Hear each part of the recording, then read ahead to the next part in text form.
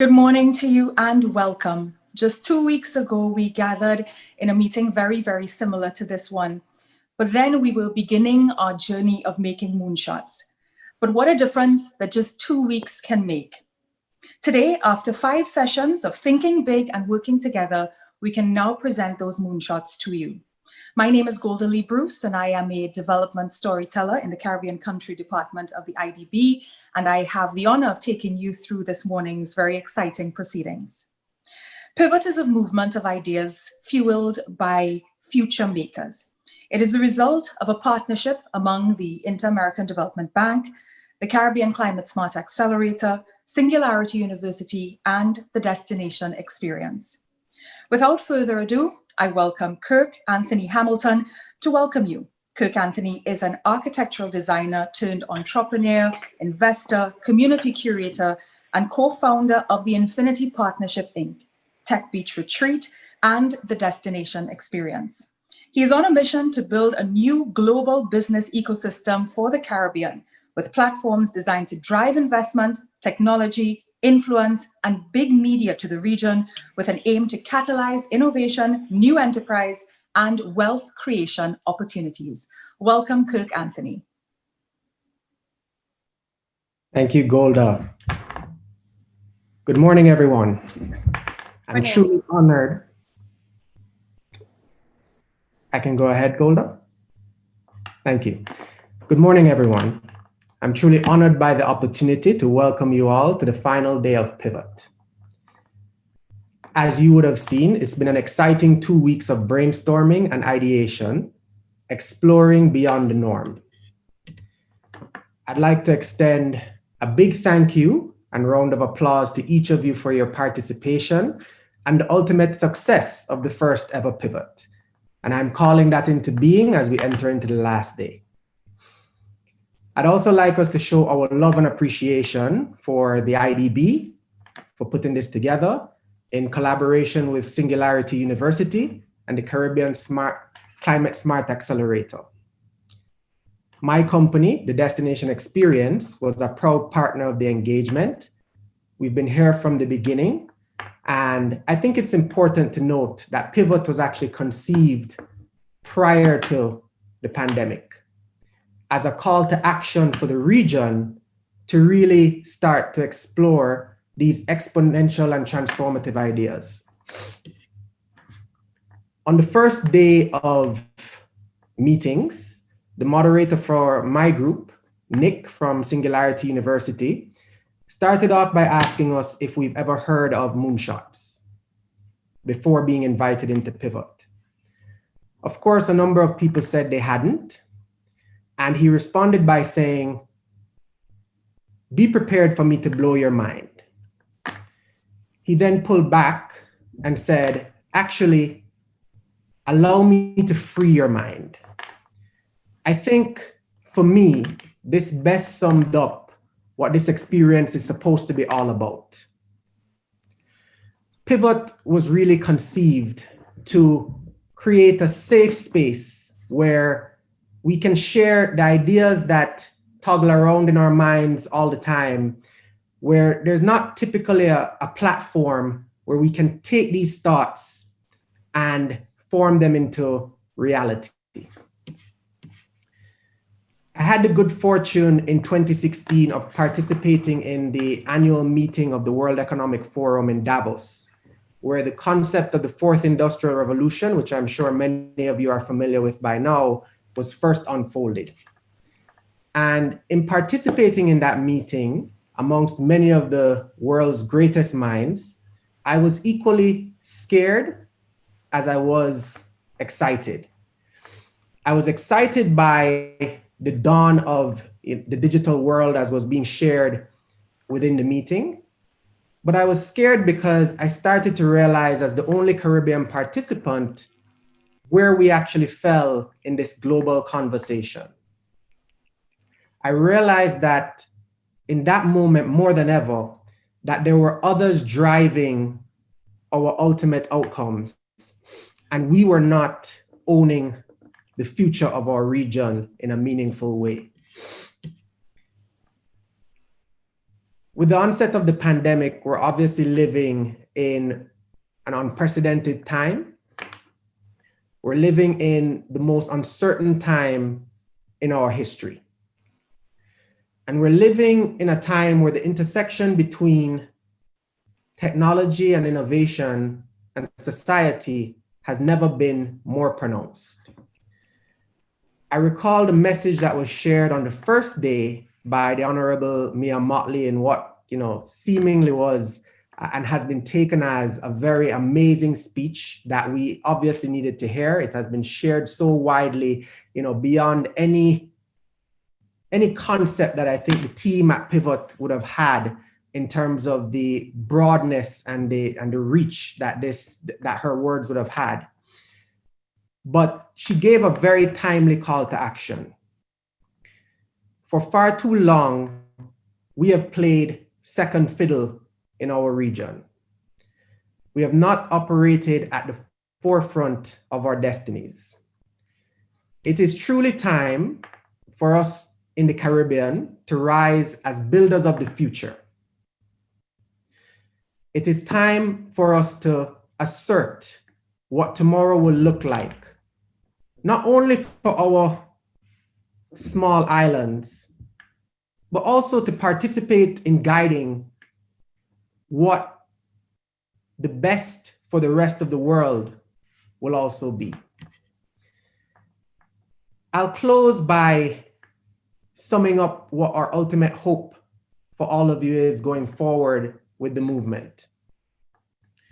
Pivot is intended to be a private sector-led movement, and I hope you will note from the participation in the various groups that you've been in that it is truly designed as we've stated.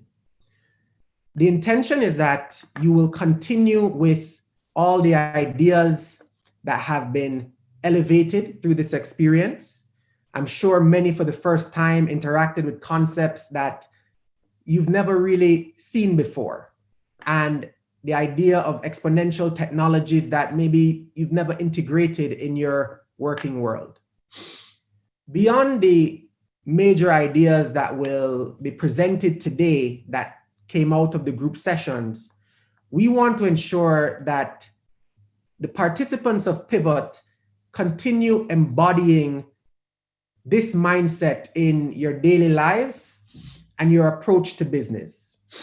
And we want to build a culture that becomes pervasive as much as possible throughout the region. And then hopefully we can have an infectious impact on the rest of the world. I'd like you to share this mentality with those close to you and around you. I'd like you to share the mentality with people involved in your business, your co-workers, etc. And our only hope coming out of this, beyond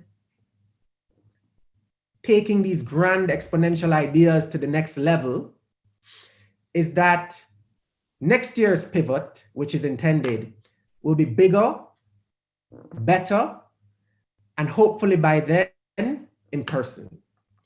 Thank you all for your time. Thank you for your participation. I'll turn it back over to you, Golda. We're looking forward to exciting outcomes.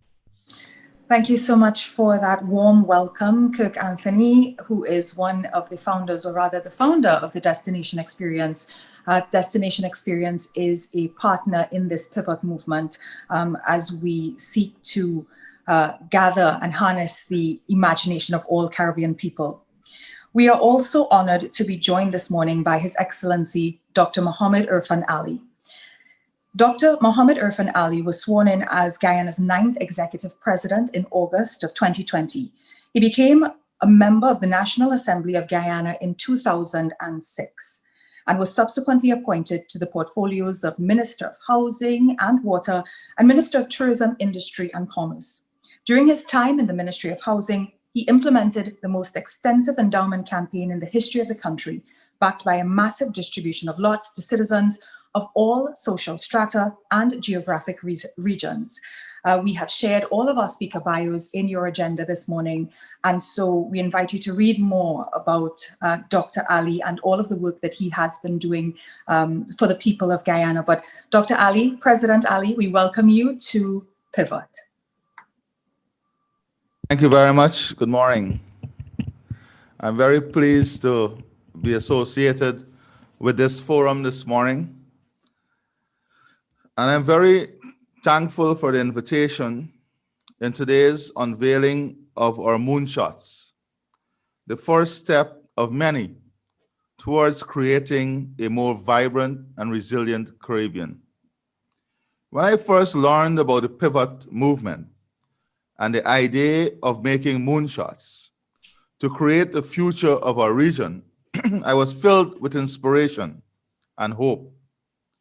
We should all be proud to be part of something that is bigger than ourselves. And more importantly, we should be proud that we're doing this together.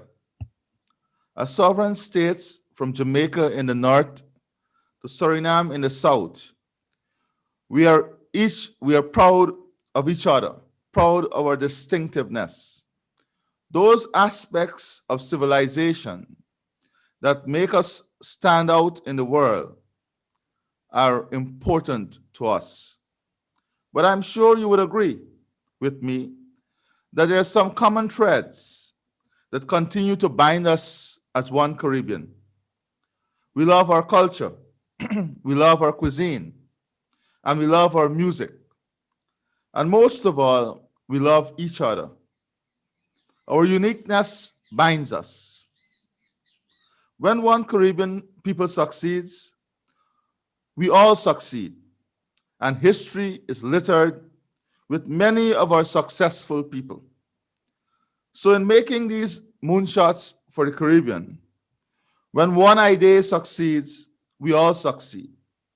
When we embrace our visionaries and innovators and encourage them to dream big, we can make the impossible possible. The greatest move to technological advancement, the greatest move to innovation, the greatest move to uniqueness is the development of an idea. That is the greatest part of evolution, the development of ideas. But ideas remains just dreams unless we act on them, unless we move in a conscious way to achieve those ideas, to achieve those dreams, unless we move in a conscious way to implement programs and plans that would realize those dreams. And today, I'm proud to be part of such a movement, as such a shift in direction that would only do well for us in the future. As I reflected on the idea of moonshot, I was taken to a place where so many of us in the region have grown up, the cricket pitch. And notwithstanding the low points in our collective cricket history, some moments have been so lofty and grand, they remind us of our prosperity, and they remind us of our ability to dream big and work as one Caribbean team. Allow me to take you back to 1950, when a shipload of young West Indian cricketers set off from the Caribbean to make their moonshot, They would attempt to conquer the mighty England, the England cricket team, at Lord's Cricket Ground in front of the King. You and I have the privilege of looking back at this moonshot as an historical event. We can also look back and see the decades thereafter, in which the West Indies cricket team dominated the sport worldwide. But for the team that played Test cricket at Lord's in the summer of 1950, their perspective was very, very different. They were an unheralded set of players from colonies in the British West Indies who are now out on the world stage. What followed has become sporting legend. The West Indies won the Test series 3-1. Two West Indian fast bowlers, Al Valentine and Sonny Ramdin, rattled the British batting order, sealing their place in the history books. The team's outstanding and unexpected win was immortalized in a song by Caribbean calypsonian Lord Beginner, who sang, "Hats went in the air, they jumped and shouted without fear. So at Lord's was the scenery, bound to go down in history." I use this cricket example to demonstrate to you how through sport, men came together, players came together, went to Lord's, won a cricket series that none expected them to win. People from the colony. That inspired not only Caribbean people, but inspired people all across the world. It inspired the South Africans. It inspired Africa. And it placed the West Indies cricket team and the Caribbean people in a different light. We now know that this would be the first of many wins at Lord's for the West Indies. The real reign of West Indies cricket came after most countries gained independence from the Crown decades later. But the lesson of Ramdin, Valentine, and the first group of future makers is that we should keep aiming for what seems impossible, and we are better when we work together. On this note, I want to share with you a personal piece of reading. I was reading in the last few weeks The Transformation of Dubai. And in his writing, they asked the leader of Dubai now, why so big? Why so grand? So he explained, when he went to his first cabinet meeting, he outlined his vision for the future. And when he outlined that vision for the future, many of his cabinet ministers were doubtful. They said to him, "You're thinking so grand and big, but we have to catch up with the rest of the world. We are so behind the rest of the world. How will we get there if we don't catch up?" And he responded, "Who told you I want to catch up? I want to be ahead of them. I want to plan to be ahead of them." So in the Caribbean, a lot of people will tell us that we need to build ourselves up the curve. We need to get where the developed countries are before we think ahead. But we have a shorter window to get ahead. The good thing is that we have so many lessons learned. We have so many best practices already established that we don't have to reinvent the wheels in many cases. So I say to you that we have the greatest opportunity. We have the greatest opportunity in very challenging times. But in challenging times comes the greatest of minds, the greatest of ideas. And that should be our focus. We now know that this win at Lord's led to many countries having greater confidence in themselves and played a very important role in the independence movement and bringing attention to many, many global issues that we still deal with today. We know well that cricket is not the only arena in which we have distinguished ourselves as Caribbean people. Far from it. This region has produced leaders in every sphere, from science to art, sports to entrepreneurship. Now we have yet another moment to be at our best. Today, we'll be presented with the 9 moonshots developed here at the Pivot event. They represent deliberate and cooperative actions that we can take to make the future better for ourselves and the next generation. But the work is just beginning.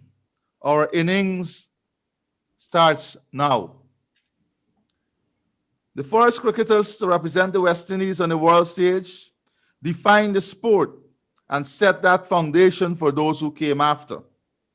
The next generation of world-class cricketers that included Shivnarine Chanderpaul and Courtney Walsh knew it was possible to come from small countries in the Caribbean and work together to win.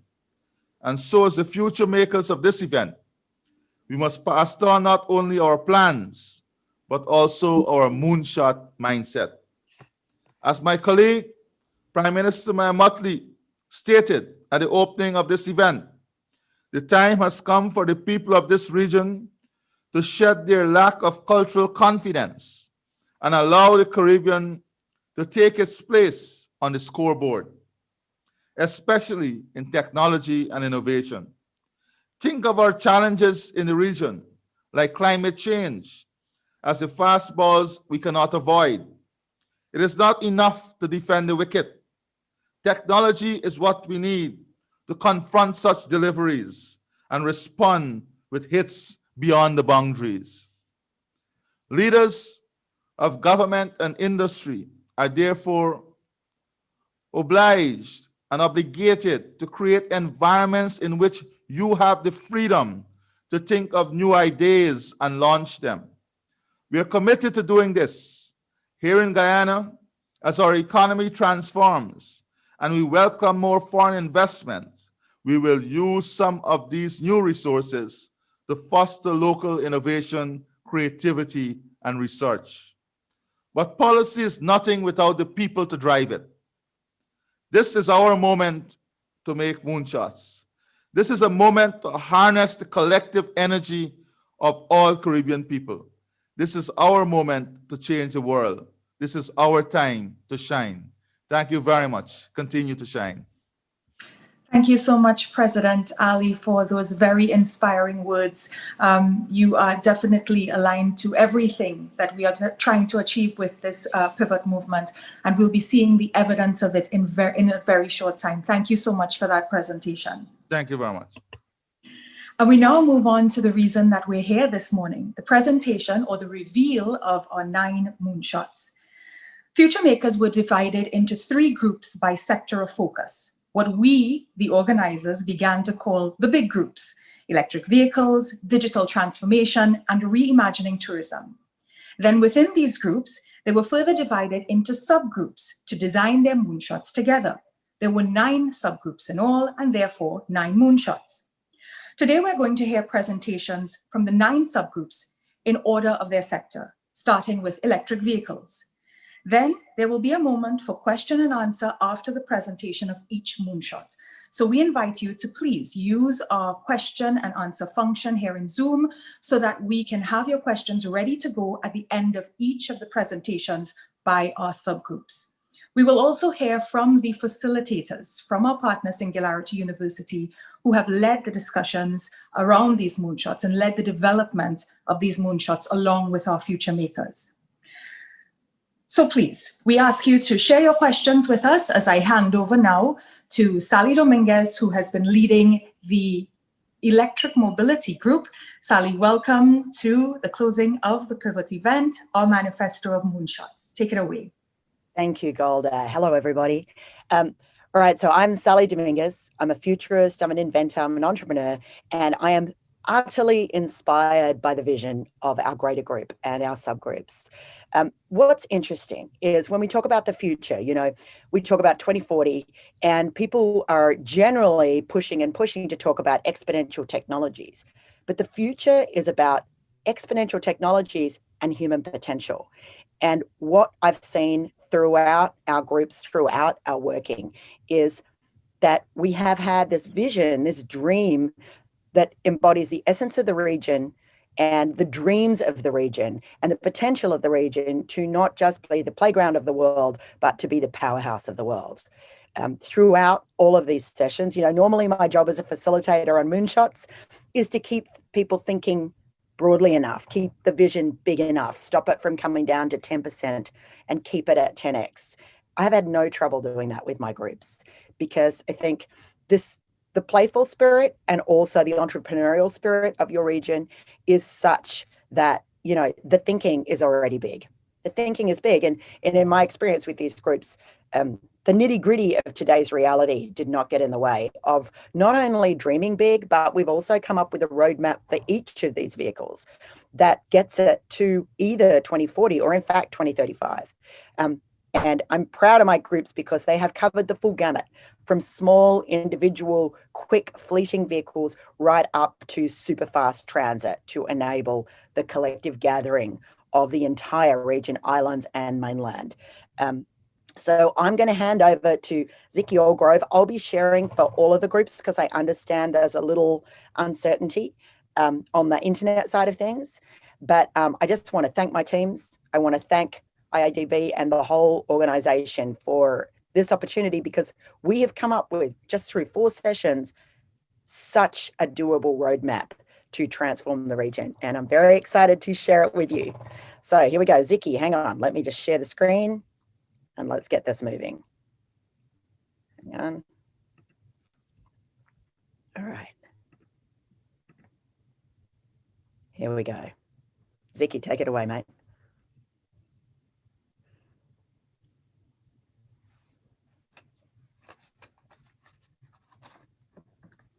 I think you're on mute. You're on mute, yeah. Ziki, you got to unmute. Can you hear me now? Yes, here we go.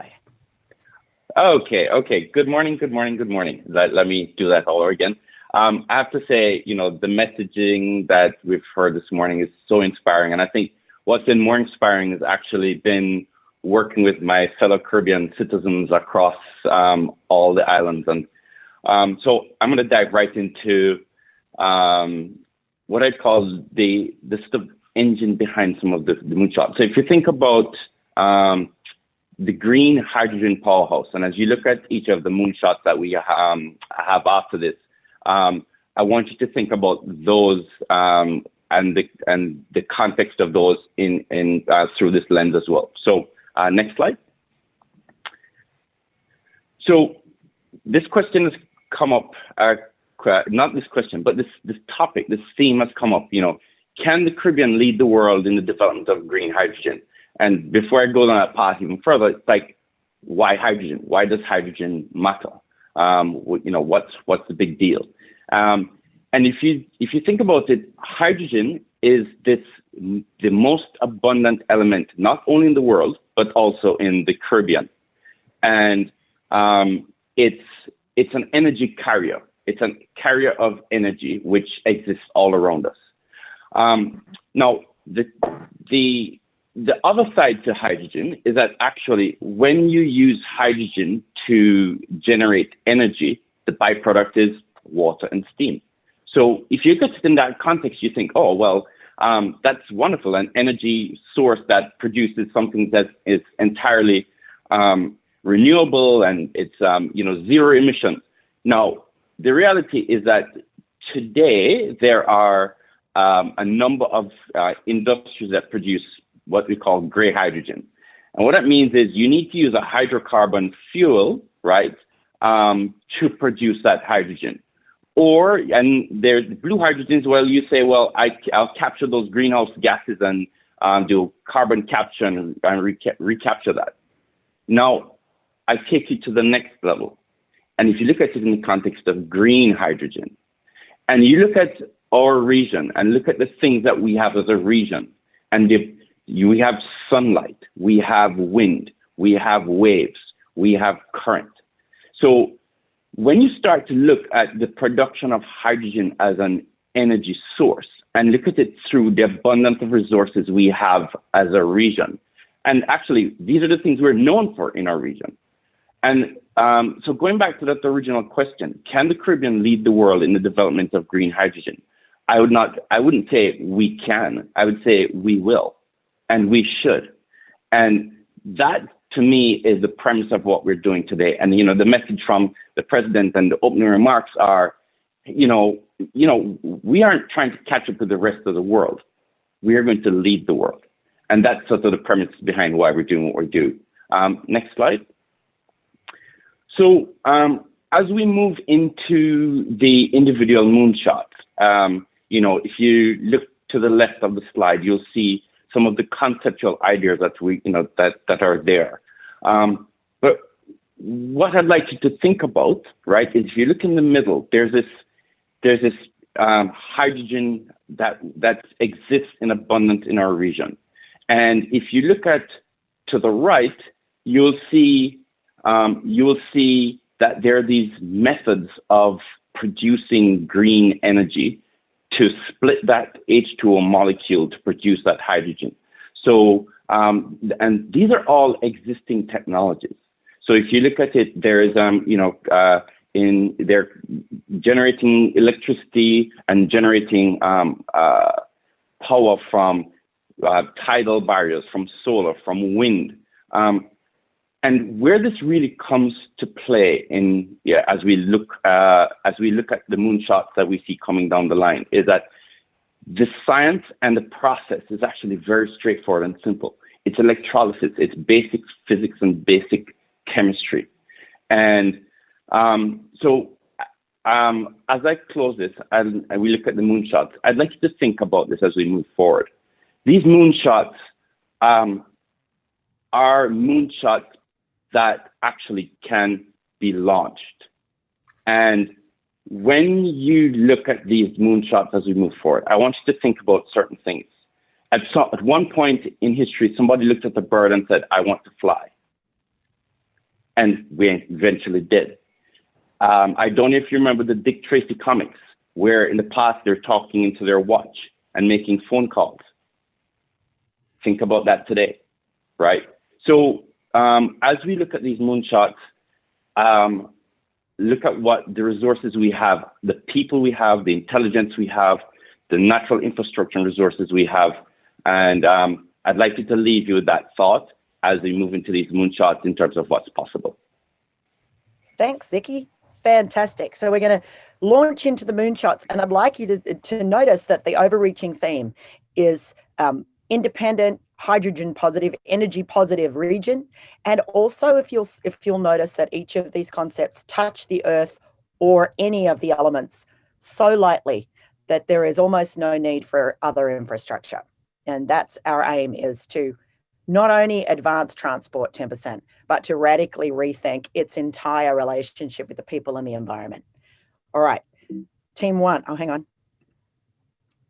CWE concept team. Are you ready? We're ready. Let's hit it. All right. 1 second. Okay, good morning, everybody. So we are presenting CWE, which may sound a bit familiar, and it should, because it's named after BWE, which was the largest Caribbean airline at the time of its close. It was meant to connect, and it did connect people across the region and the diaspora, and that's exactly what CWE is meant to do.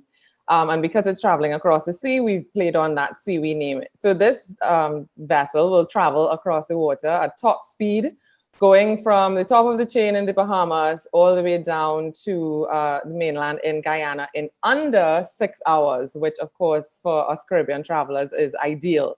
But it goes deeper than that. CWE is also a play on Caribbean English, CWE, which means, you know, we see us, we see ourselves. So in moving up and down this island chain, we also finally begin to see ourselves, not just as individual countries, but as a whole. So imagine these, you know, young boys, these, you know, Gen Zers in 20 years traveling on this vessel that is, you know, distinctly their own, our own, the Caribbean's, you know, the Caribbean's own. So as you travel on CWE, which we're going to learn more about in a couple seconds, there's only Caribbean content on board. It connects us. We learn about our similarities and differences, and we see we. Next slide. Thanks, Nisa. Good morning, everyone. So, designed by the Caribbean for the Caribbean, this is an opportunity for the experiential generation to truly come together. You see on the right-hand side there, the 400-seater Seawee vessel. It passes by every nation in the region. It's powered by hydrogen via fuel cells, right? And it moves along a route which starts way up north in the Bahamas and ends down south in Guyana via Suriname. The vessel, like I said, is powered by hydrogen via fuel cells, traveling at top speeds of 240 miles per hour. At points along the journey, it will be partly submerged.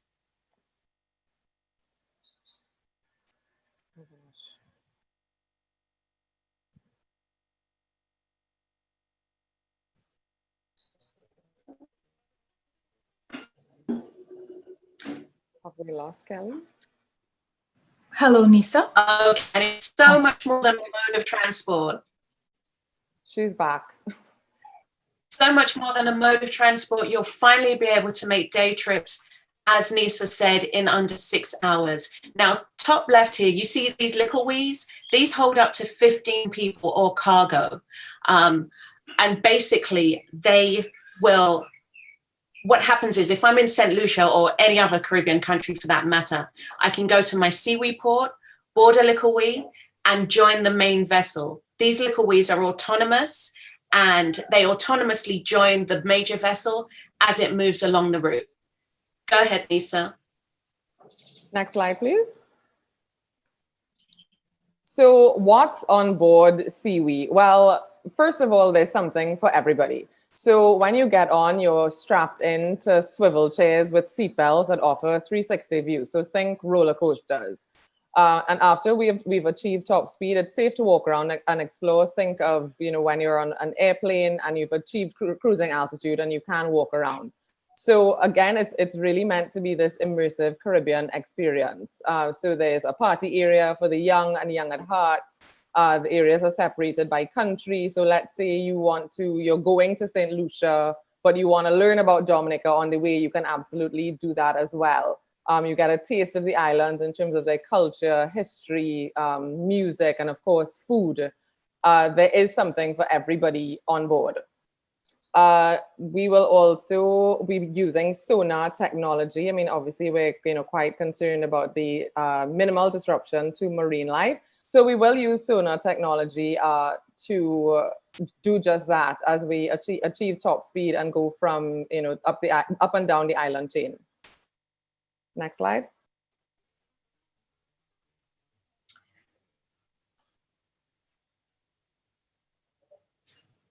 Nisa, it seems as though Kelly had an interruption with her internet connection. So if you could please proceed on her behalf. Just to wrap it up. So our research has determined it's perfectly feasible to launch Seawee ahead of 2040. We've scoped out the project and we're confident that this detailed timeline is accurate and achievable.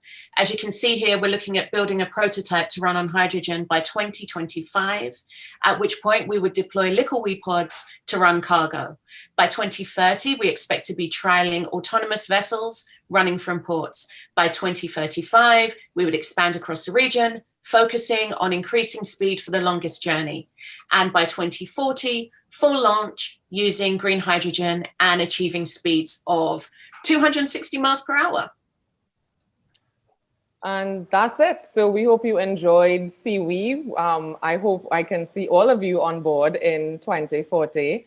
And I hope you realize the vision of the Caribbean, us as Caribbean people, seeing ourselves, seeing each other, and more importantly, letting the world see who we really are. Thank you.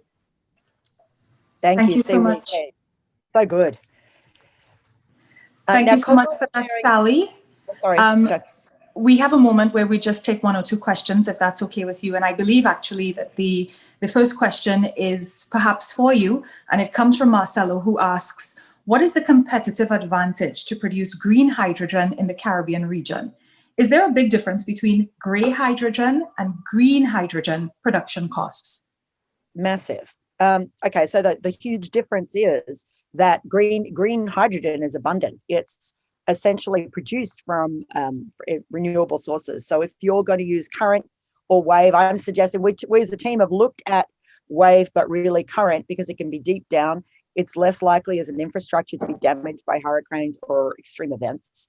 And there is technology rapidly increasing, exponentially decreasing in cost around current, solar, and actually even, just to put it out there, NASA also has a conversion of carbon dioxide to energy, which we've been looking at as one of the things that are on board. But in terms of green hydrogen, the region has such abundant sunlight, wind, and obviously current. If you're on an island, very similar to Australia, which is also leading the world in current technology and wave. If you're on an island, you have abundant currents and waves, and therefore we have the ability to not just generate all of our energy needs from green hydrogen, which most futurists are predicting will be on parity in cost with grey hydrogen by 2030. You have the opportunity to be a net positive producer of this energy, which makes you literally a powerhouse of the world. So the cost of green hydrogen right now is high, but rapidly decreasing. And the fact is that you're not relying on anything but the natural resources you're already renowned for. Thank you for that, Sally. And we have another question, which I believe is for you and the CWE team, Nisa and Kelly. The use of sonar technology has been linked to widespread damage of dolphin marine life via interrupting their natural navigation skills. Can you expand more on protections for marine life if this is implemented? Have you considered that? I appreciate the question. And unfortunately, in 4 sessions, we may not have been able to, accurately refine or define what that marine protection might look like, but it's absolutely at the fore of development. So whenever this does go into actual development, and I'm saying whenever, not if ever, it's certainly something that it's, on the top of the list for consideration. So it may not be sonar, but it surely will be something else. And we've discussed— Just to expand on that. Sorry, yeah.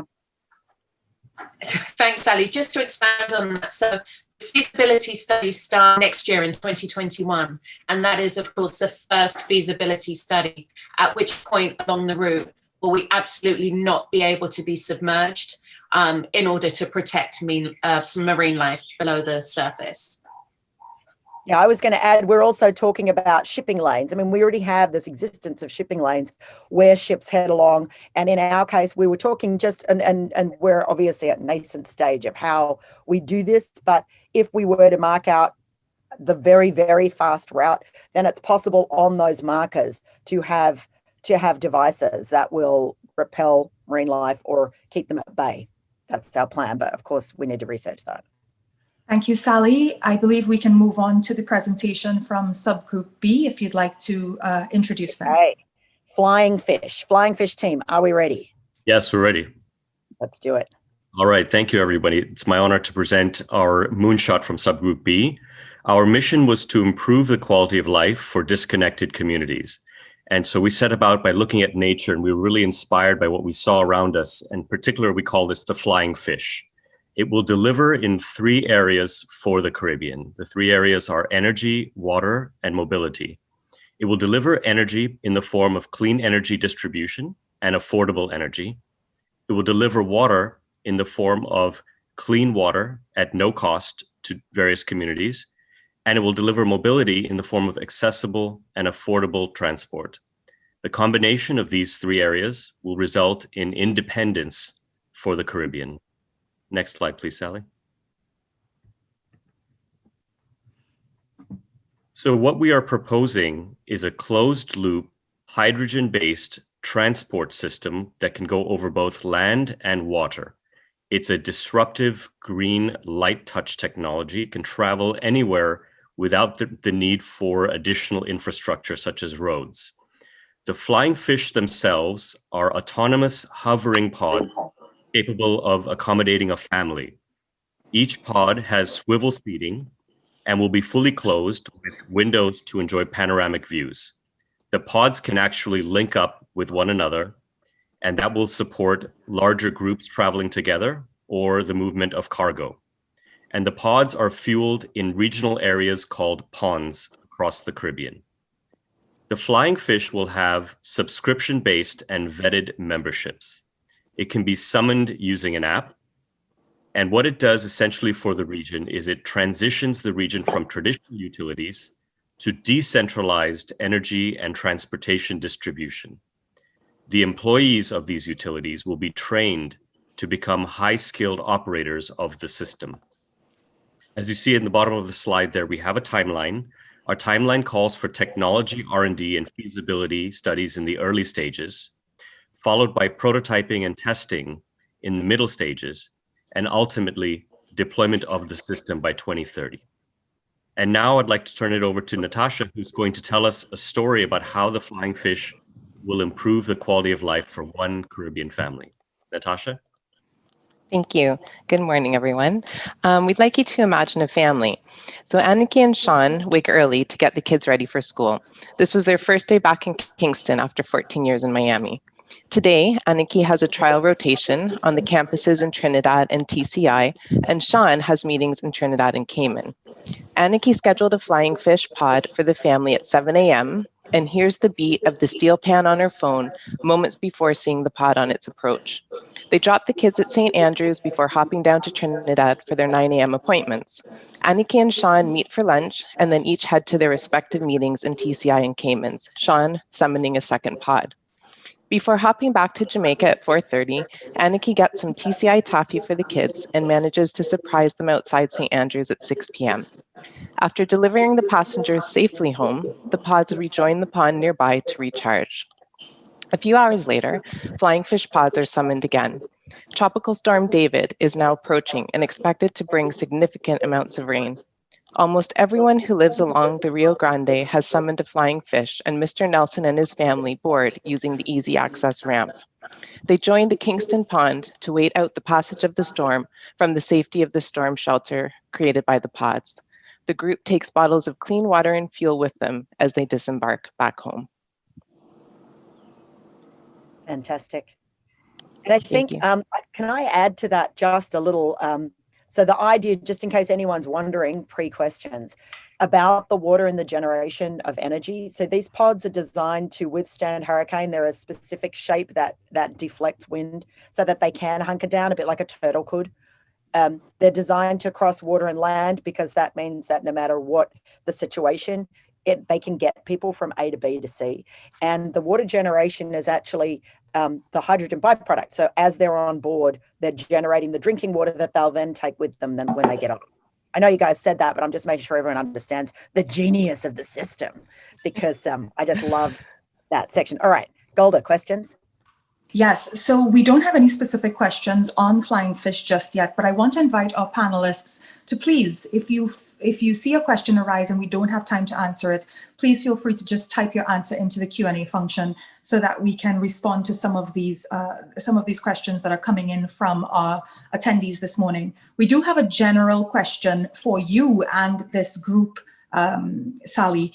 Can we get a bit more on where the technology is at this time to capture hydrogen energy and the timeline for development, some of the steps to achieve the final goal? Sure. Yeah, hydrogen is one of my passions, so we're in my wheelhouse here. Although, just want to be clear, did not push it too hard with the group because I think once you look at the benefits of hydrogen in terms of just the parity with distance on gasoline, the power that it delivers, and then this possibility that you can already generate hydrogen from solar. Albeit it's more expensive to generate from solar right at this moment, 2020, than it is to take it from fossil fuel. However, wave energy and current energy are what really, and the combination, which people are already experimenting with, of floating structures that have wind above the surface and wave and current below the surface. So a hybrid energy production from renewables that can generate hydrogen. But we're also looking at several of these vehicles on onboard generation. So you can generate hydrogen from seawater, for instance. You could desalinate the seawater, keep the salt separately, use the salt for saltwater batteries, salt batteries, and then the water to produce hydrogen.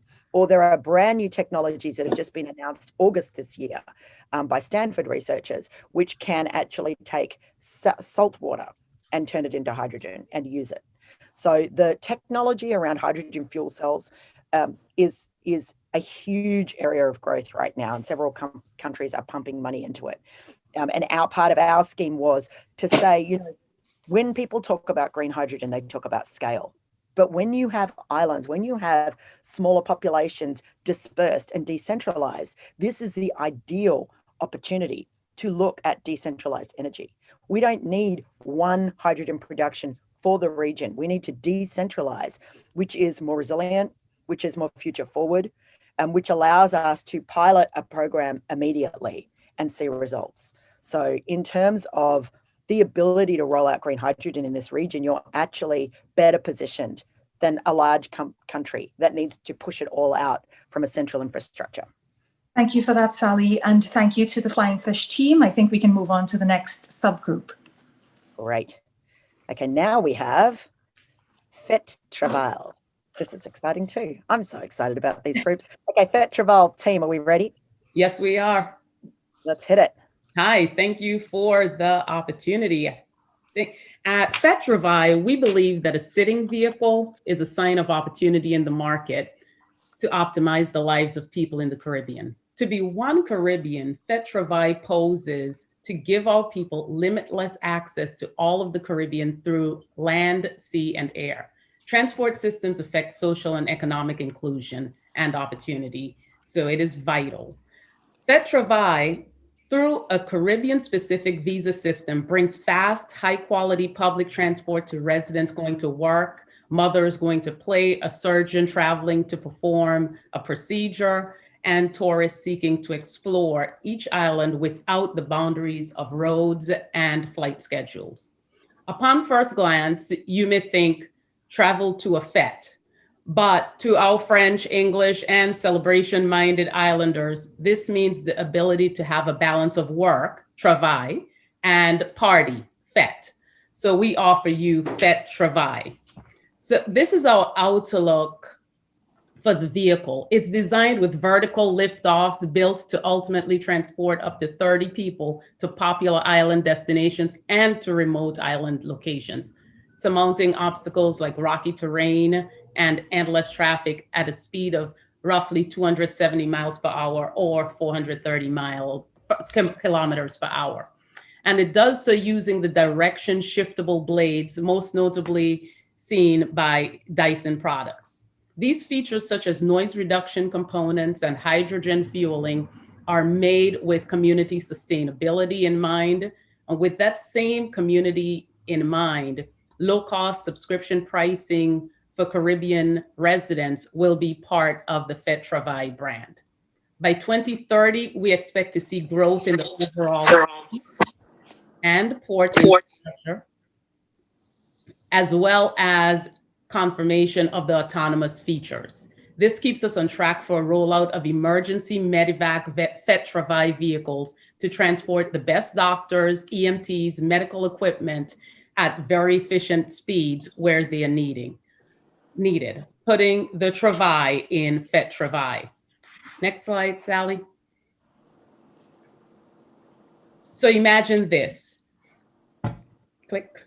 A young, so we're gonna do it like that. A young girl just graduated from the University of West Indies in Jamaica and has an interview for her dream job in the Dominican Republic, 754 kilometers away.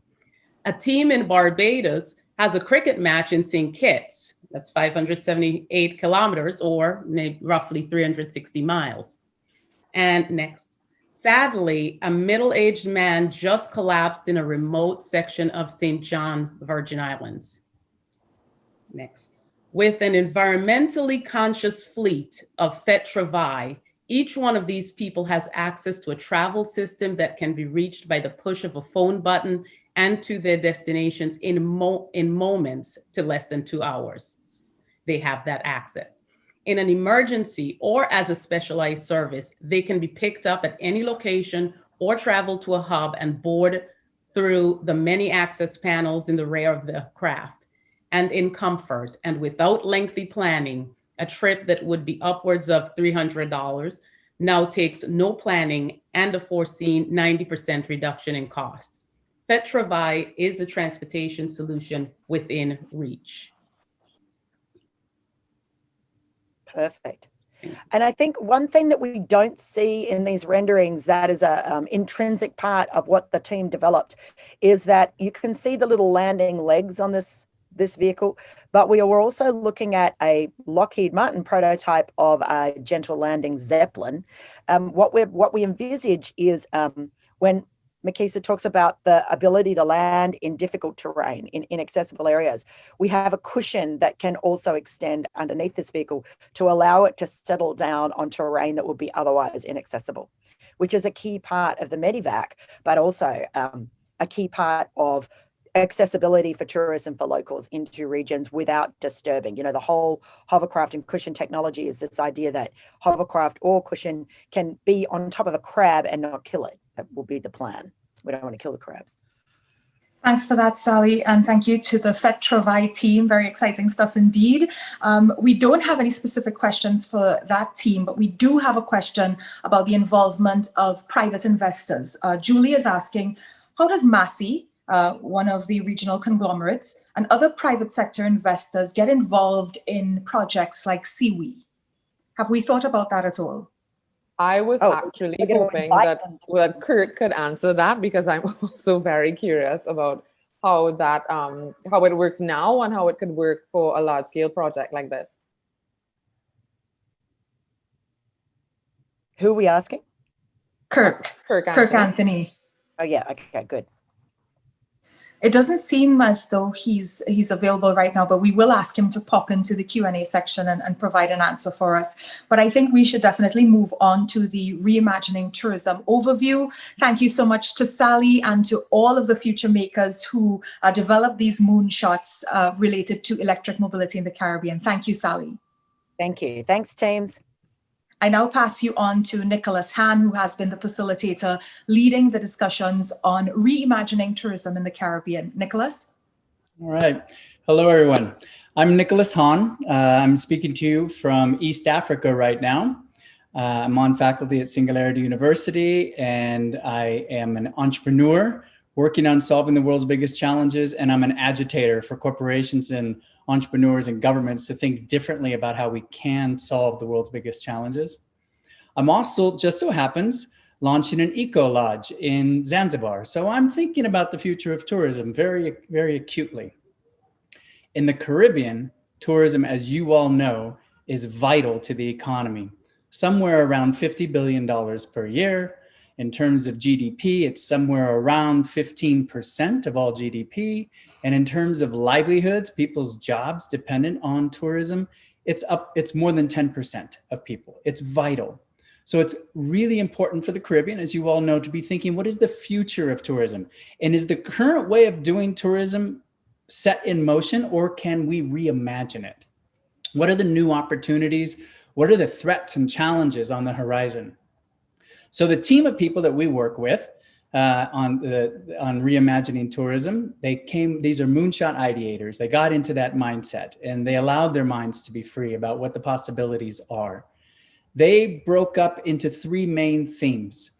One of them had to do with culture, one of them had to do with the environment, and one of them had to do with personal transformation and wellness. So we're gonna hear moonshot ideas that relate to each one of those themes. And the first person who's gonna do this is Ariel. Ariel, I welcome you to come and present as I share my screen for you.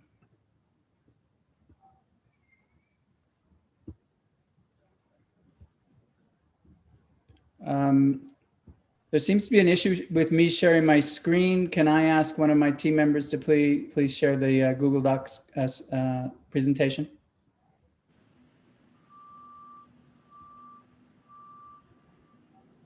Olivia or anyone else? There's an issue with me sharing. I'm not sure if I have authority. I'll share it for you. Thank you, Sally. So Sally's going to pull this up and get us on to the first. 1 second. Group. Thank you. Sorry for that hiccup. And Ariel, you are on deck as soon as we get this sorted out. Sister, no. Okay, here we go. Actually, it's at the bottom. We're slightly out of order on our deck, so go down further. Oh, I'm sorry. Mm-hmm. Here we go. Perfect. Ariel, please, welcome. Great. Morning, everyone. Thanks for the opportunity to be here. I'm just going to get straight into it. I'm Ariel from Trinidad, and I'm representing Group 1. And I'm here today to get everyone to reimagine tourism with me. I want to take you on a journey through time, 10 to 20 years into the future. I want you to free your mind, forget what you know, what you like, what you understand, forget life as we know it, and think of a time when tech is the norm. What will the Caribbean look like? Will we adapt? Did we adapt? Did we leverage it? Did we use it to its maximum potential? Did we find a way to create our own masterpiece? Who knows? Let's go to 2040 and see. Next slide, please. The problem, so we're in 2040, and what is the big problem in 2040? And the problem is preservation of culture. Why? Because tech has its advantages and it has its advantages. Over time, people are becoming less and less in touch with reality, less face-to-face. We can't even hug anymore, it's frowned upon. What will happen in 20 years from now if we continue to be invested in social media? It will have downsides. So how do we keep these stories alive, the stories of the Caribbean people, the music, the food, the culture? How do we leverage technology and find that balance to really promote culture and the real life experiences? We do it by this moonshot here, to create a twin of the Caribbean with a plethora of sensors and restaurants, clubs, beaches, underwater, forests, and the like, which will allow for the creation of virtual immersion experiences. That's a lot of big words. What does that mean? Next slide, please. Let me just break it down for you guys, right? Because I want you all to put on your imaginary VR headsets and let's go on a little journey, right?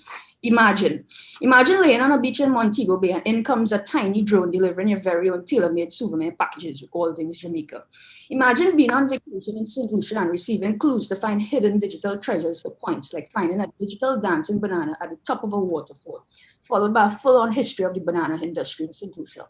Imagine your boss just denied your time off and now you're stuck in New York in the cold weather, missing out on Trinidad Carnival. You basically have a tobacco. What now? Only the next best thing. And there's a reason I said next best thing, because I want it to be clear, it can never replace reality. So feel the music, feel the vibe, feel the sun, and feel the wine, but virtually. Imagine you're a local pan maker and you just delivered a request for a 3D printed steel pan all the way in Australia using your own signature design. It's a lot of crazy thoughts, right? Next slide, please. But not so crazy, because every great innovation and every great idea came from a decision 10 to 20 years in the past. And what is that decision right now? What is the next step to get us there to enjoy all these crazy ideas and all these big fancy technologies? Is by catching up to the rest of the world, by creating a digital network, a very creative, interconnected travel app for the entire Caribbean, allowing users to browse activities, chat with travelers, a community of other people. All are very interactive. How is it going to pave the way for us to really achieve this moonshot? And first it's going to digitize information. It's going to pull together all the information. It's going to have pictures, location, pins, and all the like. It's going to connect people. It's going to connect travelers. It's going to connect travelers with hosts and service providers. It's going to provide an e-commerce platform, so there will be no problems with payments, a seamless transaction between everybody. It's going to be rich. It's going to yield rich data. So by the time 2040 is here, we will have so much information on all the travelers that have come to the tourists and use the app that we can now tailor packages specifically for them and give them exactly what they like. We will have a reward system through this app where we will encourage people through a point system to go out and actually do activities and take pictures and share it and give referrals. And these referrals will also help to build credibility through the reviews and rewarding reviews. We'll also have a sustainability plan where we could actually connect people to nonprofit organizations and get them to donate and provide their support. And of course, last but not least, we will have one brand and one voice where we could pivot in any direction using the technology and the connections that we have and that we've built with the foundation of the app to really promote the entire Caribbean region. One voice and one strength and one brand. Thank you very much, guys. Any questions? Thank you for that, Ariel. Definitely something to look forward to there. You had me thinking about it and feeling like I really want to have this app on my phone right now. We don't have any questions yet specifically related to this project, this moonshot. However, I invite you to please respond if questions arise in the Q&A function. We do have a general question for all of our attendees today, which is about following along with these moonshots. People want to know how they can get involved and how they can learn learn more about how these moonshots are going to develop. And so we just invite you to follow Caribbean Pivot on social media, follow our website, check in with us, and we will be sharing all of these moonshots as well as the roadmap for how they can be achieved. So the big answer to that question is to follow us, and we'll be providing some resources for you to do that as we go along. Thank you again, Ariel. And Nicholas, I would like you to introduce the second subgroup in this reimagining tourism theme. Thank you. Great. I'll do that, but I do want to make one more comment about this moonshot idea of a digital twin of the Caribbean. We all know if you put on a virtual reality headset, the possibility of experiencing something afar. A digital twin would be this massive plethora of sensors that are not just detecting visually, but also smells and what things feel like, and allow people from the entire world to be able to experience the Caribbean from afar. And one other aspect of that it would do is it would democratize access to the benefit of tourism for Caribbean citizens, because anybody could opt in to become part of generating the digital experience. It could be the local pub. It could be the local jerk chicken restaurant. It could be a church that would opt in. It could be someone's home that opts in, that allows their environment to be accessible to people who want to experience it from afar. So the possibility is also to transform the way tourism economy is designed right now, which is rather centralized, as you know, in the Caribbean, to actually democratize it as well. So the next group focused on the environment, and we have Alistair lined up to speak about that. Welcome, Alistair. Thank you. Good morning, everybody. Very happy to be here. Our bit of it was to take on what we saw as the absence of the environment at the center of the tourism product and the absence of the average person at the center of that product, and all the things that means for the Caribbean and our region. So current reality is what we see here, where there are disparate players in the market with different levels of power, different engagement. So there is Miss Imo in the corner. She's a farmer. So she produces, food for subsistence, but also does a bit to give to hotels. You have entities outside of the region who may want to enjoy what we have, but may not have the money to actually get their students there, like the SIA Ed, which is a South African education business. There is Zandals, the hotel chain, which people most commonly associate with existing tourism, right? There's your version of Kevin, the tour guide, the DJ, the civil servant. He does everything, right? He has a little piece, but it's on a level of a hustle. And then we know there is, like the powerful business interest who can access some of these, like definitely the transport services we saw earlier, right? And they're coming to do business and own things. So in effect, this quote from Frantz Fanon, like 60, 70 years ago, still in many ways typifies the tourism experience. So we're going to move forward to the next slide and see what we can do about that.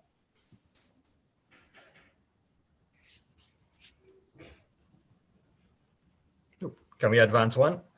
Thank you. So what we envision is changing the relationship of us all, people, in all kinds of ways to the actual reason and to the product. So the major prism of this is carbon. So currently, we all carry a carbon footprint of different sizes and we have no idea.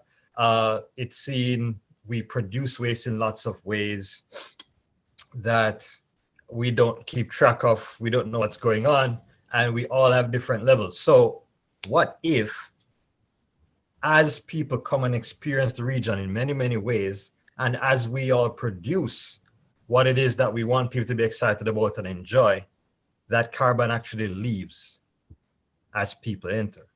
And so what you're doing is changing us into a product where the credit is with the declining carbon that's current or present in the atmosphere and the sea. So that means that people are then at the center of this planning. They are digitizing how they do what they do, they travel the food, etc. They are changing how they promote products. Tourists are interfacing with us both digitally, but are getting points and credits for doing things that reduce their carbon footprint.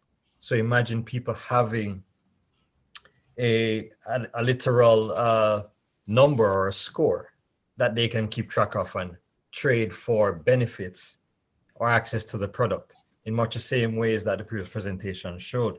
So this moonshot requires that we do things, everything that we do in our economy is actually changed in relation to the amount of carbon being produced, so that we actually end up on the other side and that you get a regenerative situation going on, but with residents at the center of it as the producers and the beneficiaries.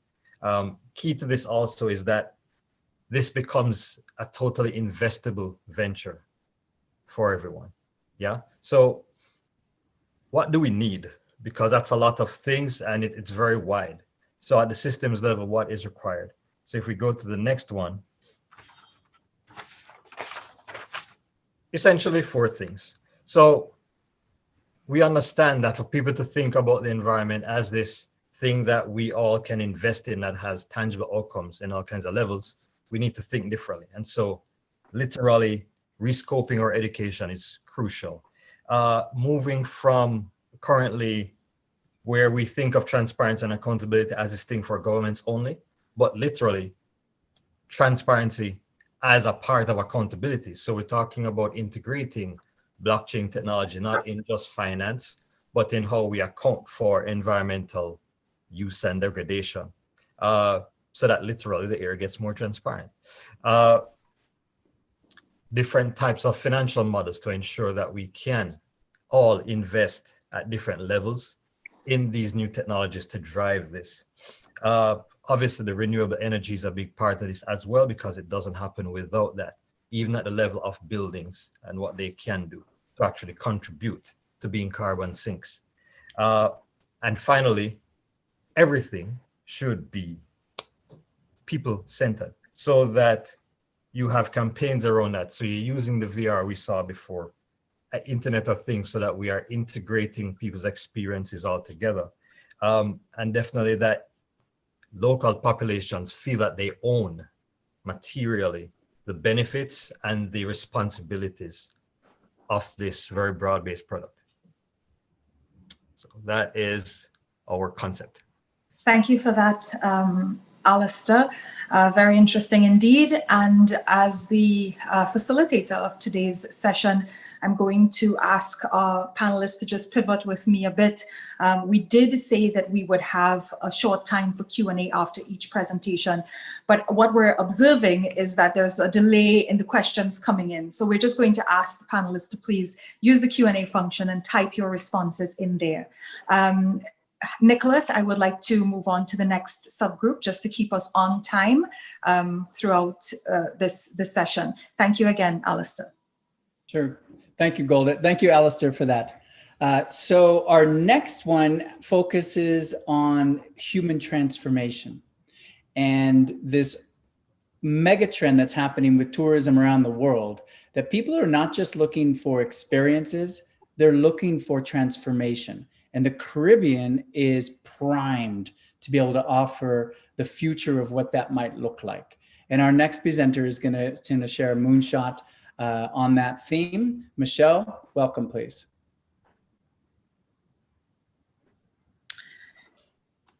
Greetings from Belize.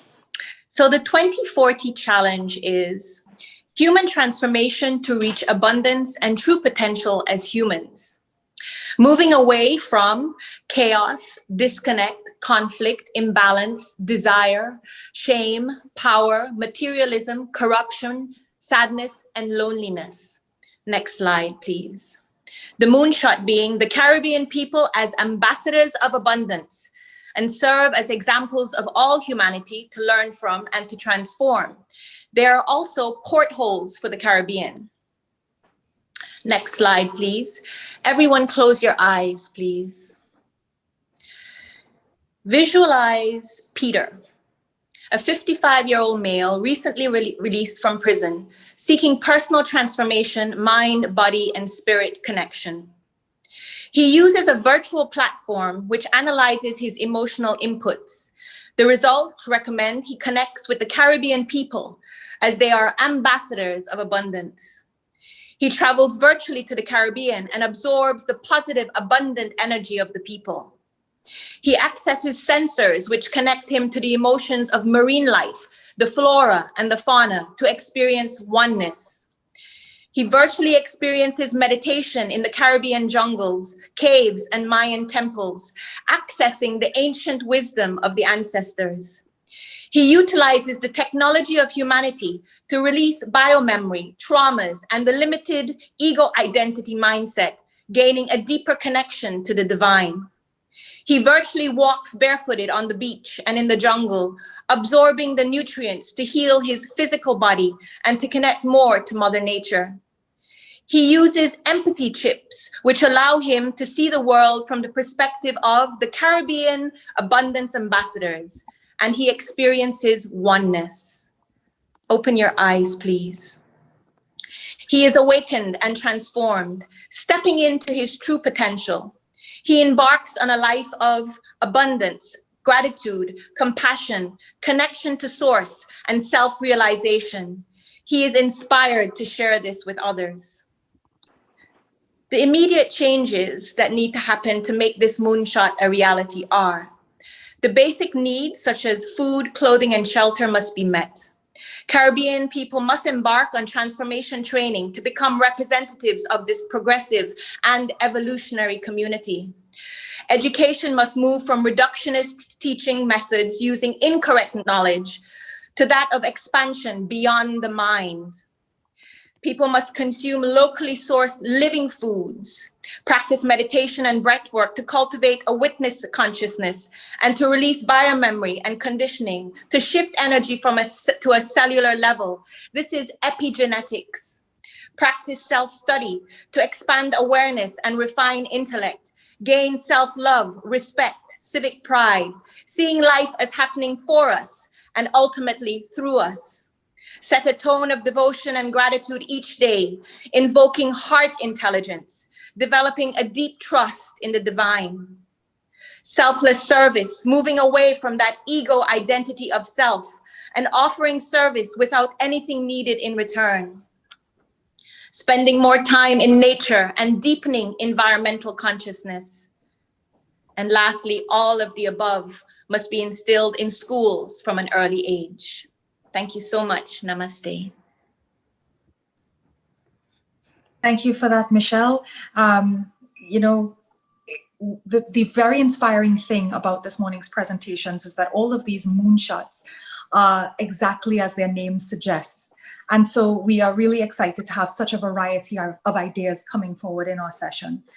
Michelle, I would invite you please to answer any questions that are related to your moonshots in the Q&A function, as I've asked the other panelists to do, to keep us on time. Is there something you'd like to add? For me? No. Yes. Oh, I thought you were going to speak. Sorry. Nicholas? No, I didn't think have we anything can. to add. No. Thank you, Michelle. Michelle, did you want to comment on something? No, I think I tried to cover it in the time frame. And I think this is a human transformation for the Caribbean is vital, a fundamental need to expand on all the technologies, that if our people are ambassadors, the Caribbean will thrive. Thank you, Michelle. Nicholas, I believe that I can ask you to please close off on behalf of your group, the Reimagining Tourism Group, so that we may move on to Robert with digital transformation. Yeah, mine is just to say thank you to the entire team. There's a number of people behind all these ideas, and thank you to the whole big effort. Thank you again, Nicholas. And now we move on to our next group, our next big group, Digital Transformation. And they've been led through these sessions over the last 2 weeks, developing Moonshots with Robert Suarez. Robert, welcome. Thank you, everyone. My name is Robert Suarez. I'm a designer, entrepreneur, and impact driver. We know that digital technologies will absolutely transform the way we eat, make, move, and live on this planet. But it's really up to us to ensure that that happens in a very just and fair way. You will hear from Charles, Anushka, Stefan, and Zariel as they share their team's visions for 2040, a Caribbean that has transformed over 20 years to one as abundant, digitized, and excessively humane community and culture. So with that, I would love to share on behalf of my teams as we dig into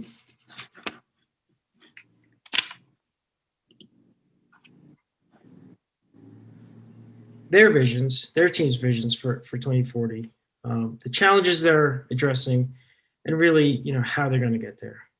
So Charles, take it away.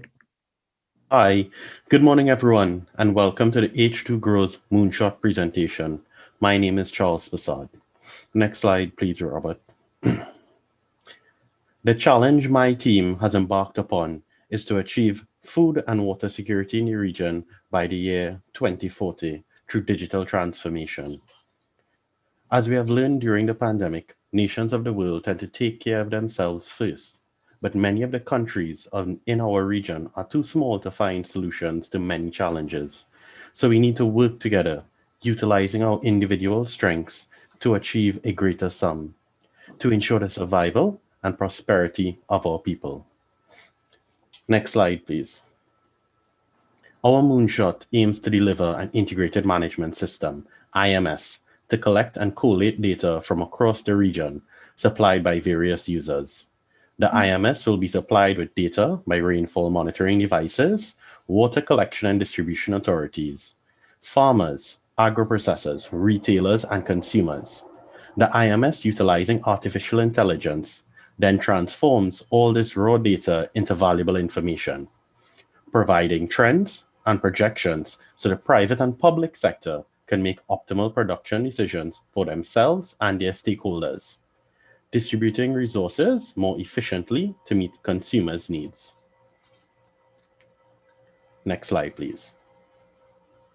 Getting there will require a unified Caribbean action plan to make the IMS a success. The IMS will be championed by the private sector with strategic support from the public sector, with the goal to significantly increase food production in the region through improved water management, leading to reduced production costs and higher outputs.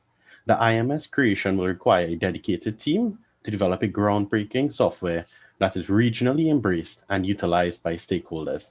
This can be achieved through engaging and educating farmers and agro-processors to demonstrate how the IMS can create efficiencies through the optimization of resource inputs. It will allow for the strengthening of the water management infrastructure and create a system for distribution of agricultural grade water so precious potable water can be conserved. The resulting target of reduced cost of production will positively impact the region by facilitating the availability of food to every member state at reasonable prices, with the added benefits of reducing our extra-regional food dependency and import bills. As one Caribbean with one love for all our people, we can create this pioneering productivity tool to help not only ourselves, but the world. And as I come to a close, I'd just like to say this pandemic and climate change has taught us that if we don't adapt and we don't come together as one, we won't be able to survive.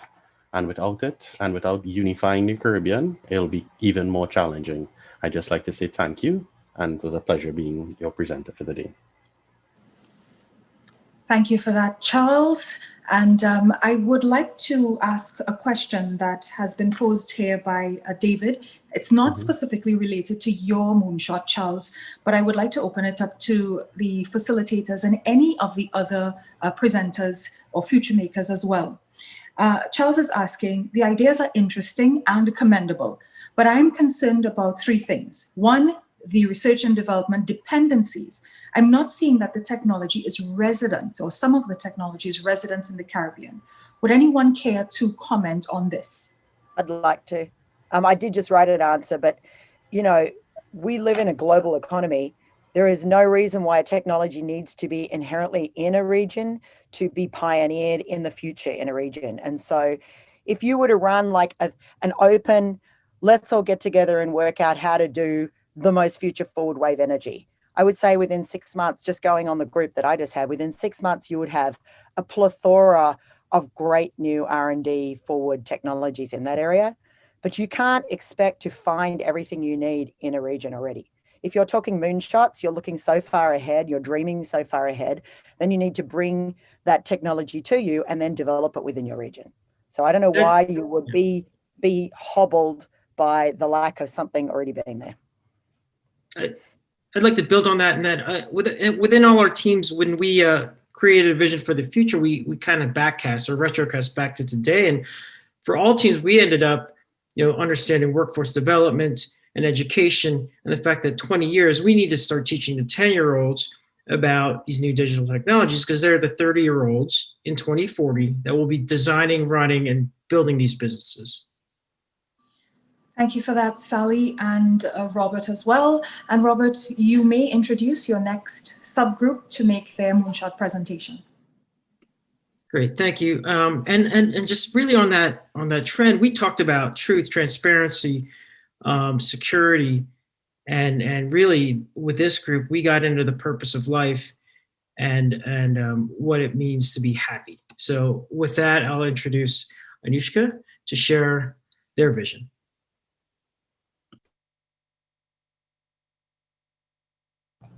Thank you, Robert. May I have the first slide? Yes, thank you. So one of the biggest lessons COVID-19 has taught us for every Caribbean country is that we need to diversify our economy and tap into the potential that technology is offering us. We are not yet capturing most of the benefits of technology available to us. In fact, we struggle with existing trade systems. Too many people are unbanked and have no access to digital infrastructure. Too many people are living in poverty and are struggling to keep jobs that are actually vanishing. There's limited access to education, jobs, funding, healthcare, and preventive healthcare is not even there yet. We are swamped with information that is not serving our needs and purpose in life. There's a flood of fake news, lack of transparency, and a lot of corruption. We are not harnessing the creative potential of our people. We have so many people pioneering in the creative industries and technologies, but they are not yet operating to a scale where they can make a difference and contribute towards the economy. So the challenge is to use technology to overcome our boundaries and limitations. In 2040, blurred reality, can I have the next slide? Sorry. In 2040, blurred reality becomes a thing. The access to technology is democratized. Imagine having a twin who can effectively solve problems for both of you, yourself and your digital version. Imagine everyone has such a twin who is an exact resemblance of yourself virtually. This virtual you is linked to the real-time information of yourself, your health, digital wallet, education level, virtual skills, and your emotions. Your medical tests are done on your digital versions before it's done on you. May I have the next slide? A crime scene is replayed or reconstructed by observing your digital twin's memory. We can extrapolate choices you make today to know how they will play out in the future by making your digital twin go fast forward. We experience new cities without physically traveling to them, but sending our digital twin, since the digital experience is already fulfilled with also taste, feelings, emotions, smell, and all that. Blurred reality is about the digital me, a bundle of information. It doesn't matter if you're in the real world or in the physical world. In order to get there, we need to embrace technology in ways that are transformational, safe, and secure, and also create an inclusive world. Financial inclusion, digital inclusion, social inclusion, and so on. We need to work on our digital literacy. Yes, from a very young age, but mostly for everyone in each and every corner of the Caribbean. We need policies and regulations. Use technology as an enabler of all the other sectors. Monetize the creative culture. We need to understand that human experience will change. Although policies are important, we need to realize that the future is about new structures and new ways. The definitions as we know them will change, and we need to realize that the system will be self-regulated and adaptable to future infrastructures. Thank you. Thank you, Anushka, for your presentation on blurred reality. Very exciting indeed. And Robert, I would invite you to please, if you may, invite the next subgroup to make their presentation, and we'll ask Anushka to answer any questions that may arise related to this moonshot in the Q&A function. Thanks, Robert. Great, thank you, Golda. Finally, the third group, I'm very excited about the conversations we had just to really question the way things are made, supply chain, and the benefits of leveraging the abundance of the region.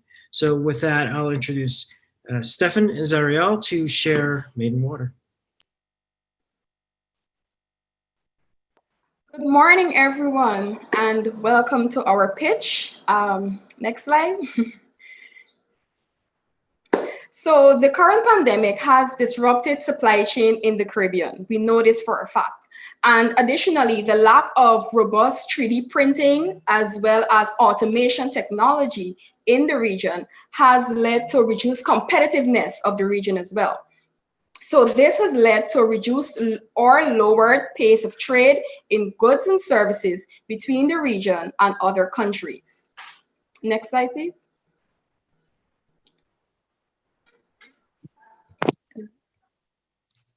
Thanks. So as Ariel mentioned, we have these basically issues. The trade infrastructure in the region is severely lacking. The payment infrastructure in the region is severely lacking. So what we end up with is the need to upgrade these, obviously. And the technology already exists at this point, and the evolution of it will be rapid, such as blockchain for supply chain, settlement networks for payments, so that we don't have to send a wire to New York just to send one back to Jamaica. So, but on the supply chain route, you have these blockchain infrastructures that add authenticity, traceability, so that no matter, where it kind of proves, it provides provenance. So you know where things are going, you know where things are coming from, everything has a record of it, a digital record, and it can't be tampered with.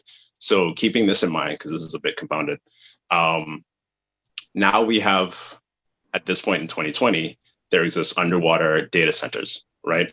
But some from Microsoft, IBM, companies like that are sustainable, efficient. In 2040, we have underwater laboratories so that people can travel to and basically go inside. And this will be mainly for research. This will be for builders. Imagine, creators, architects, things, people like that use 3D printing for basically to build products. Now, keep in mind that we also have this blockchain-based supply chain network, especially within the region, but also externally, so that these things that are being built, especially in terms of automation, they can be easily traveled back and forth, easily shipped, easily recorded, so that there's a lot more digital accuracy and digital efficiency in terms of the tracking of these goods and the shipping of these goods. Now, to add to this, so it kind of greatly solves the issue of physical goods, physical shipping. What about what about the digital goods? What about the orange economy, the creative economy, the artists, the filmmakers? Well, they have the internet right now, which is obviously good, but it's not immersive. So in 2040, think of the metaverse, these virtual worlds where you kind of connect to, not with VR headsets, but with full neural links. So you basically upload an avatar of yourself that you control, not with a controller or a joystick, you control with your thoughts. So, and just it's any kind of virtual world where you're kind of walking around, but you can also have galleries, you can also have studios where you don't have to go anywhere. People come to you. All these kind of virtual avatars controlled by people, they can come to your gallery, and you have these, you know, your digital art, your digital film. Everything is we're fully embracing the digital sphere. And with the labs, it kind of provides these wonderful environments that also add to the marine ecosystem. So for example, you have, you know, the underwater statues are very popular right now, and those kind of add to, you know, they kind of reverse the coral bleaching that they add to the ecosystem so that fish and whatnot can kind of grow and thrive. And it adds so many things to, you know, the reversing the effect of climate change, obviously very slowly, but all these, and I know this is multiple things, but all of these things kind of coincide and intercorrelate to add so many things to our region at the same time, for both people who are just trying to create digitally, trying to make things physically, adds to things like mariculture, aquaculture, and ends in a better version of the Caribbean. So that's the long and short of it.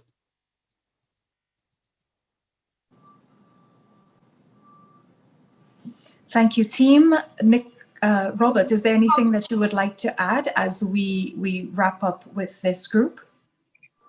Just before Mrs. Suarez answers, I'd like to add in terms of how do we get there, definitely we need to assess the feasibility, right? Yes, it might be a great idea, but at the end of the day, we have to assess the feasibility of the project, right? And we also have to determine the environmental, technological, social, political, and economical impact, right? We also have to engage the region, engage potential partners, suppliers, government, stakeholders, entrepreneurs, and the citizens, the Caribbean citizens in itself. We have to access funding, and then we commence the construction after everything has checked out and we're ready to go, we're ready to build and construct on the water. We begin construction and then we begin operation. So in 2040, the Caribbean should have its very own first underwater facility, production facility. So that's the vision. Thank you for listening, guys. Over to Mr. Suarez. Yes, thank you. I personally look forward to products, services, movies, art, work that I can get in the future that are made in water from your region and beyond. So thank you all for that. I just want to comment that, you know, within our group, we had the luxury of being, you know, in digital transformation. So you can see how these things tie into the other ideas. You know, we need transportation future for all these things to exist. And they all certainly lead to continuing a tourism-based economy, but one that is equitable across multi-diverse economies. So thank you all. It was an honor to share this with you. Thank you, Robert, for facilitating the digital transformation group over the last 2 weeks. We do have a little bit of time left, and so I was hoping that we could answer 1 or 2 questions that I haven't seen answered via the Q&A function. Paul is asking a question to Ariel. Ariel was in the Reimagining Tourism group. Ariel, this is a fantastic concept. However, one of the issues within the Caribbean region is the lack of a consistent, efficient technology infrastructure. Have you considered this obstacle, and how could this impact the progress of the project? Ariel, if you're still with us, would you like to take a stab at that question, or perhaps we can even ask Nicholas his thoughts on this question from Paul? I could probably take a little stab, and then Nick could probably jump in. But Yeah, we know we're a bit behind time, and the idea of this initiative will be to partner us up with the experts and the people out there, globally that has the expertise to bring us up to speed. So yeah, we are behind time, but the purpose of all of this is to bring and to get the support from the right people for these sorts of projects. So I think that's how we'll be able to up our game. I think this relates very much to the point that Sally was making.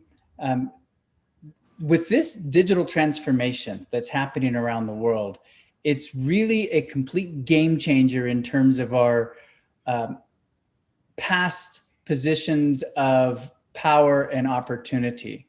With the digital transformation, any region, any country, any person can actually engage in this and leapfrog ahead of everyone else with the right vision, with the right networks, resources, and commitment. And it doesn't have to be, as Sally mentioned, necessarily in the region, but to be borrowing and bringing people from the region and bringing technology into the region, put it together in new ways and create new economies for the Caribbean. That's possible. And you see many examples actually in the world right now where countries are doing just that. So the opportunity is to the Caribbean right now to think with that mindset. Thank you for that. Thank you for that, Nicholas. We have another question, and this one is for Nisa. It's actually from Nisa to Ariel. How will you empower low-tech providers to receive the monies for their services? Example, if I'm the best lobster grill man in St. Lucia and I get the notification on the app to provide this for someone, how can I ensure I'll get my money, especially as a common Caribbean issue is not having a bank account? What is the solution? Have you thought about this, Ariel? Yes, we did. The idea will be to partner with virtual wallets so we can navigate away from the banks. So for instance, there's a payment platform like WePay that we could probably partner with. That's just one option and an example where we could kind of navigate away from the bank accounts and have this own virtual system, that is a lot quicker, with less fees, and it's a lot easier for the man on the street to receive the money. Essentially, in the long run, if there is a digital currency or some sort of currency for the entire region, that will be the ideal way for us to move forward with payment solutions. But that of course will come in time and with the existence of us developing that sort of thing. Thank you, Ariel, for that response.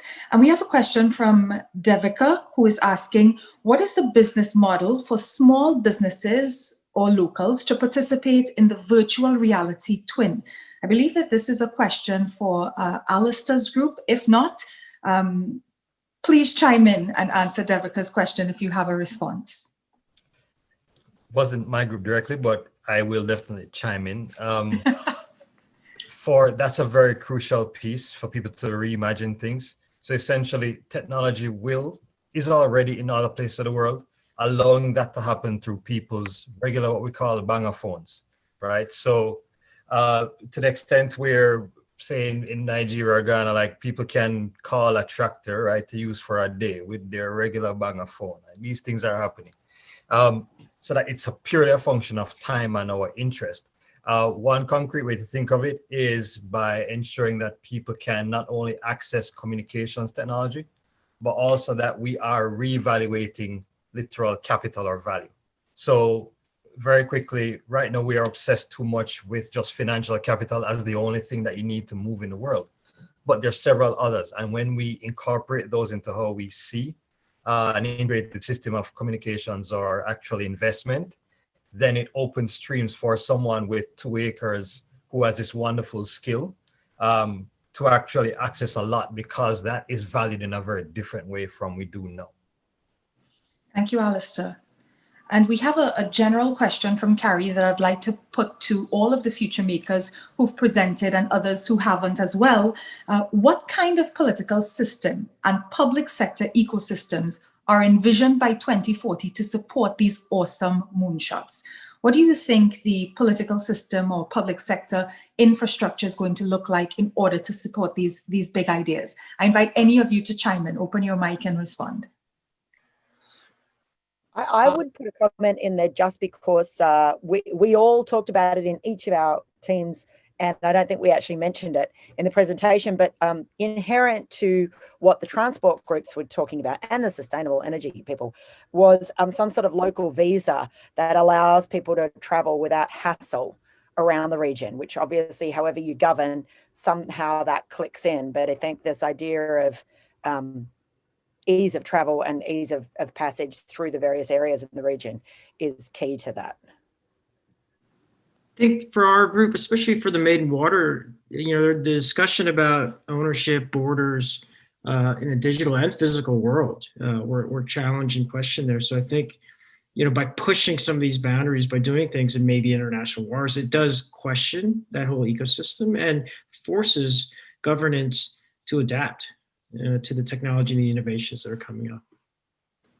And jump in on that as well, like there's some specific areas. So one is the Caribbean has all thought for 50 years about integration. They've dithered and dathered. It needs to be done. Otherwise, we will die in our atomization, right? So the CSME would need to occur for real so that, yes, you do have that free movement of people as much as goods, right? So that integrated custom union, which is on the books and sitting, needs to happen. But it also means that we have to actually become more radically democratic. And by that, I mean using technology to enable fuller community level participation in decision making. Absolutely. Zakir, I want to add something to that, and I agree. However, what I was also going to say is I think when I look at the Caribbean region as a whole, say compared to, I'll call it other developed nations and so on, if you look at just from a trade point of view already in terms of CARICOM and so on, and the movement of goods, there's a lot of infrastructure that's already in place that can actually make that happen. And I think when you look at the commonality of culture that we have, the opening remarks in terms of what the president of Ghana said, I think one of the things, even in all the groups that we have, is that there's much more commonality than we have differences. And yes, I think there has to be a pragmatic implementation of that integration, but I think the foundation is there for us to be able to actually create that.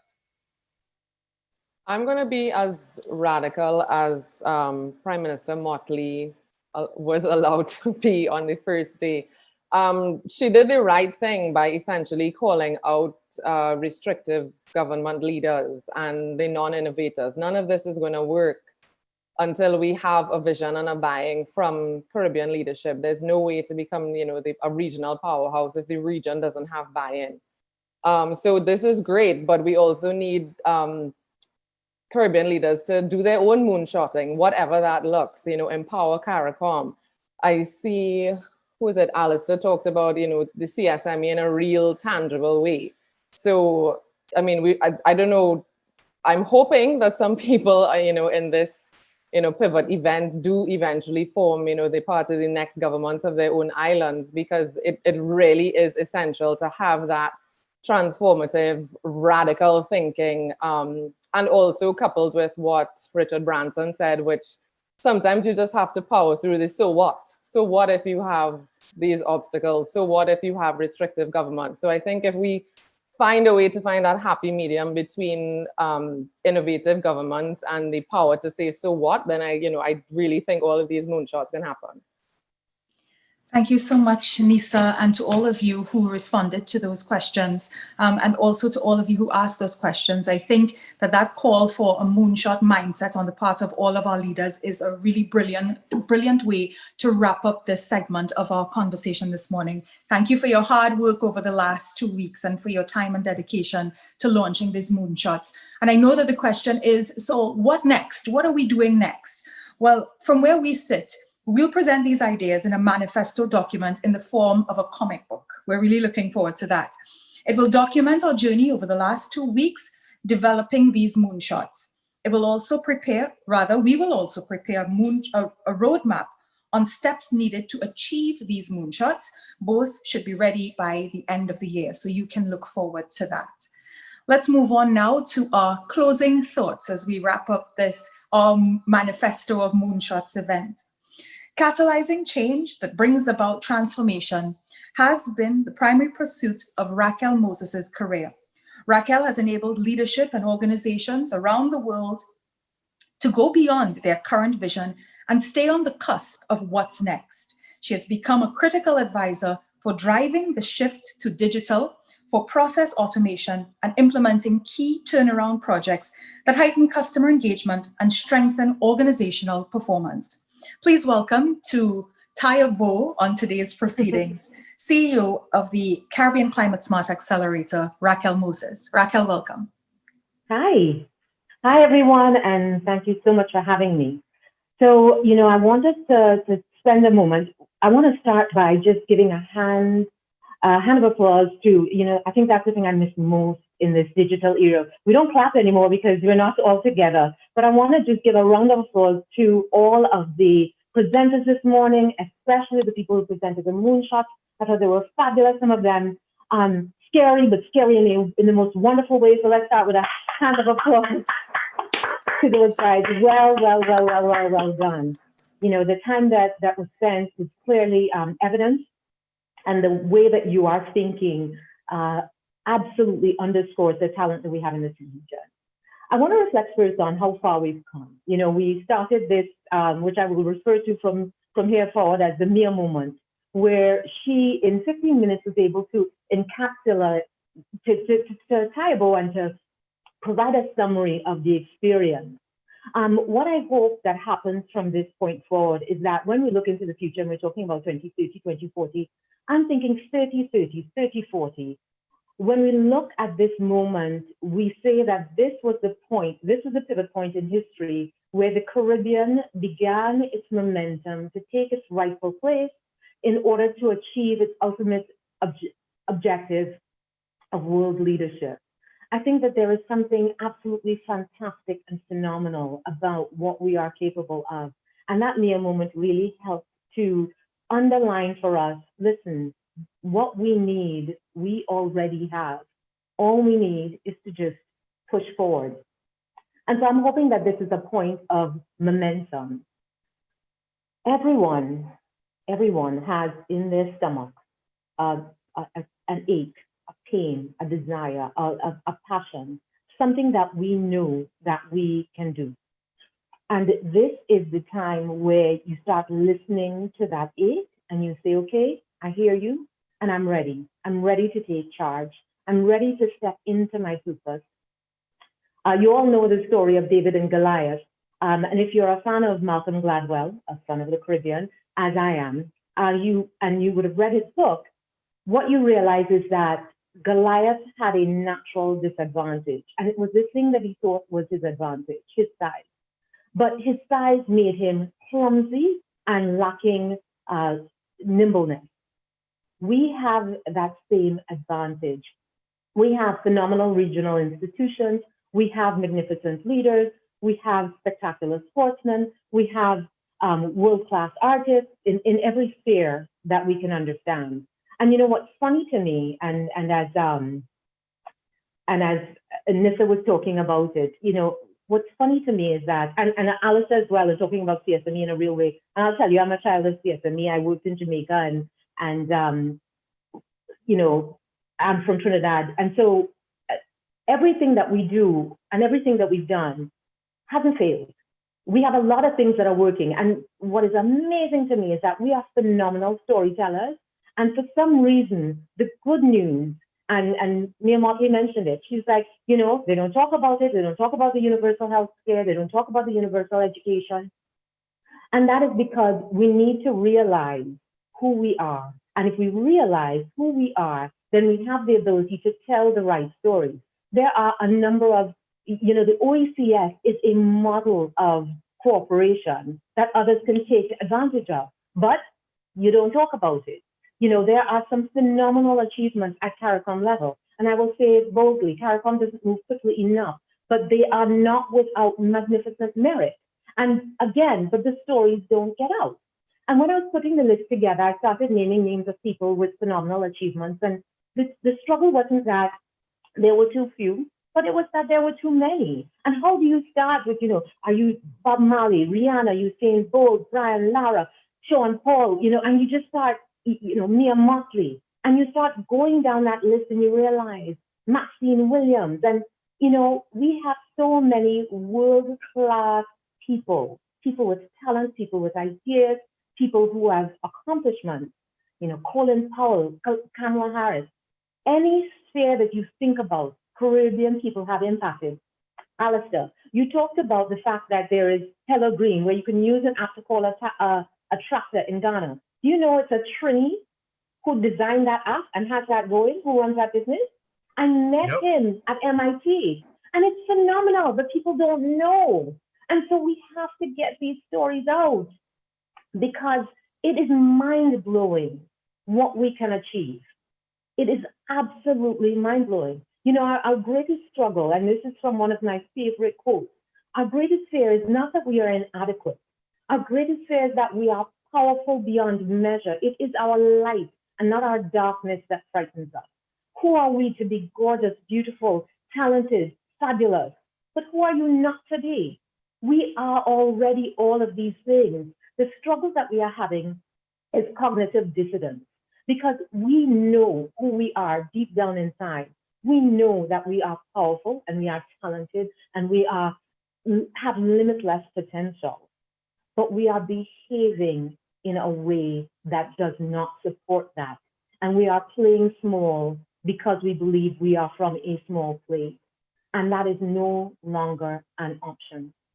We now have to step in to our purpose. So I'll tell you, when we were doing the promotion for this event, I was on television with Michelle Kamal, who I'll call the brand architect of this event. And he talked about the grasshopper, if you put a grasshopper in a jar long enough, it'll realize that it'll stop jumping up. And even after you take the lid of the jar off, it will have learned that behavior of limiting its ability. And so when Michelle talked about that, I thought that was so absolutely powerful because not only do we need to take the lid off the jar, but we need to now relearn how to jump. So before I fail miserably at the task that Gold has asked me to execute, and I will tell you why, I want to say a few thank yous. I want to say an amazing thank you to the partners. Singularity University, you've done a tremendous job. I want to say a great thank you to our judges. I want to say Destination Experience. When Kirk talked in the beginning about assert what the future will look like, that is exactly what we need to do right now in this moment. But what I loved was when Dr. Ali said, we are not trying to catch up. And Nicholas, when you talked about we need to leapfrog, the value that we have in what we haven't done is that we can see what others haven't done and then go ahead of them now. And we didn't have to make that investment. Great, we can see what others have done, and then we say, great, we know what doesn't work, and now we can focus on what does work and make that work for us using our advantage, using our size as our advantage. I also want to thank the judges who judged the innovations, our entrepreneurs, the people who attended the event, and I especially have to say a huge thank you to Golda, who I don't think you guys have any idea the level of work that she has put into this event. Sasha, who you've not seen, Sasha, please, after this, take a nap, and Diane, who has been tremendous and amazing, and Chris and Pip and all of the people who lent their support to getting the word out because they realized the power in this moment. So the reason that I'm saying that I'm going to fail at the mission that Golda has asked me to execute is that I am not closing anything. I'm not closing any jar. I'm not closing any event. I'm not closing a thing. This is the start. This is the beginning. This is the point from which we move. We have been on the platform and we are boarding a rocket ship. So it is not that we are closing anything. This event kicked off on my birthday, and it was the best birthday present I've ever received. And now we have been in a state of preparation. We are getting onto this rocket. There is something that you know you need to do. I want you to write it down. I want you to put it on your bedside table. I want you to read it every night. And every morning, I want you to get up and get at it, because it is not going to take one of us making that moonshot. It is going to take all of us making our moonshot. Do not be frightened of it. It is not your darkness, but your light that frightens you. And it is okay to be frightened. Do it anyway. This is the point from which historians will look back on us, the mere moments, the pivot movement, the movement that started here and started now. So I'm not closing, but I'm saying, let's go. Let's get at it. Thank you, Raquel. Thank you, Raquel, for that opening, for that inspired opening. There is nothing more that we can add there, but we do want to tell you about something very exciting that is happening this afternoon, this evening rather, at 6 p.m. Atlantic Standard Time. We have the Pivot Party. It is a musical moonshot moment that has been produced.